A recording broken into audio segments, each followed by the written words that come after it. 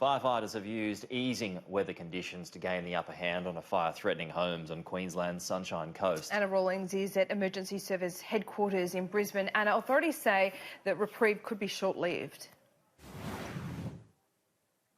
That's right, there are still some 80 fires burning across Queensland, and as well as that Peregian fire that firefighters were able to gain a bit of an upper hand on overnight. The other fire of concern is at Cerebur on the Gold Coast hinterland. There 8 homes were destroyed, including an historic lodge, as fires ripped through hectares of national park. Now today some residents in those fire affected areas have been allowed to return home, but it is likely to be a difficult day as they're facing the loss of property and or livestock. But certainly the fire threat has eased somewhat, although authorities are warning that the wind is still their biggest adversary, and it is expected to pick up offshore a bit later today, making conditions for the rest of the week potentially worsening. Take a listen.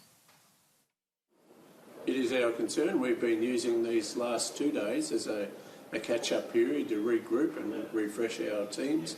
We are expecting, through information from the BOM, that the weather will increase towards the weekend. We will be in more period of high wind, and wind has been our greatest adversary in these last incidents. So we're certainly planning again for the worst this coming weekend.